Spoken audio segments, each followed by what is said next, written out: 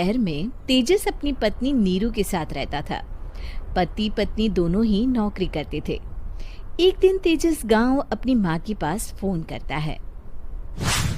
Hello, प्रणाम माँ। जीते रहो माँ, तुम दादी बनने वाली हो हैं? अरे वाह, ठीक है बेटा, मैं कल ही आती हूँ। जब माँ जी शहर पहुंची तो बेटे बहू ने बहुत अच्छे से स्वागत किया। लीजिए माँ जी, चाय। अरे गर्मा गर्म पकोड़े ले आओ माँ के लिए। नीरू रसोई में गई और 2 मिनट में ही पकोड़े ले आई। जी ये लीजिए। बहू जादू से बनाए हैं क्या? अभी तो रसोई में गई थी। यम्मी। माँ जी, शीला रसोई में पकोड़े तल रही है, मैं बस लेकर आई। हे भगवान, मेरा धर्म भ्रष्ट कर दिया तूने। अब तो गंगा जल से शुद्धिकरण करना होगा। दूसरे दिन, माँ जी मैंने नाश्ता बना दिया है, ऑफिस जा रही हूँ। पर अभी तो घर का सारा काम पड़ा है। शीला आती ही होगी, झाड़ू पोछा बर्तन कपड़े वो सब कर लेगी। हमारे जमाने में घर का सारा काम हम ही करते थे। जी माँ जी, आप बहुत होशियार हैं, मैं घर ऑफिस दोनों नहीं संभाल पाती। तो जरूरत क्या है घर से बाहर जाकर चाकरी करने की? वैसे भी घर का काम खुद करने से घर में बरकत आती है, समझी? पर माँ जी। पर वर कुछ नहीं, इस महीने की पगार मिले फिर ऑफिस बंद है। हाँ। रात को नीरू तेजस से कहती है, सुनिए जी, माँ जी बोल रही थी कि मैं नौकरी छोड़ दूं। वैसे ठीक ही तो है, अभी तुम्हें आराम की जरूरत है। फिर भी आराम कहाँ, शीला को छुड़ाने के लिए बोल रही थी। तो अब 24 घंटे में इतना काम तो कर ही सकती हो। पर जॉब पसंद है मुझे, घर पर मन नहीं लगेगा। अगले दिन जब दोनों ऑफिस के लिए निकल रहे थे, मेरी तो कोई कीमत ही नहीं है इस घर में। माँ जी, आजकल महंगाई बहुत है, रहन सहन भी बदल गया है, दोनों नौकरी करते हैं तभी ठीक रहता है। अच्छा, तू कहना क्या चाहती है? मेरा बेटा तुझे बिठा के खिला नहीं सकता?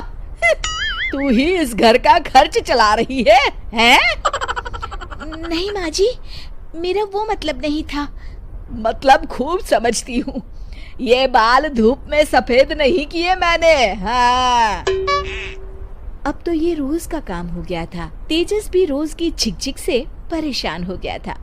एक दिन उसने कहा, नीरू, वैसे भी तुम्हें मैटरनिटी लीव मिलने वाली है, तो अभी से ही छुट्टी ले लो। पर क्या, मेरी सैलरी अच्छी खासी है। आखिर नीरू ने रिजाइन कर दिया। जब बच्चा हुआ तो घर में सब बहुत खुश हुए। कुछ दिनों बाद तेजस फाइल देख रहा था। क्या हुआ तेजस, कुछ परेशान लग रहे हो? हाँ, वो हमारी जितनी सेविंग्स थी वो तो हॉस्पिटल में और छठी के फंक्शन में खत्म हो गई है नीरू। और अभी वैसे मंदी चल रही है तो मैं बोल रही थी कल मुन्ना को हेपेटाइटिस का टीका लगवाना है। नीरू, क्या पोस्टपोन नहीं कर सकते? नहीं जी, बिल्कुल नहीं। अब तेजस को समझ में आ रहा था कि उससे गलती हुई है। पैसों की कमी का असर घर के माहौल पर भी पड़ रहा था। अगले दिन, बेटा मेरा चश्मा और ये दवाइयाँ ले आना, पर्चा देते हुए माँ जी ने कहा। जी। तेजस, मुन्ना के लिए दूध का डिब्बा और डायपर भी ले आना, और ये किराने के सामान की लिस्ट है, इसे भी लाना है। तेजस गुस्से में लिस्ट मरोड़कर फेंकता है और चिल्लाता है, पैसे क्या पेड़ पर उगते हैं? ये ले आना, वो ले आना। अरे पर ये जरूरत का सामान ही है।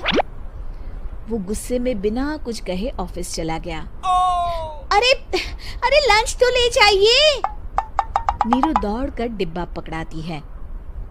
एक दिन खाना खाने के बाद, नीरू,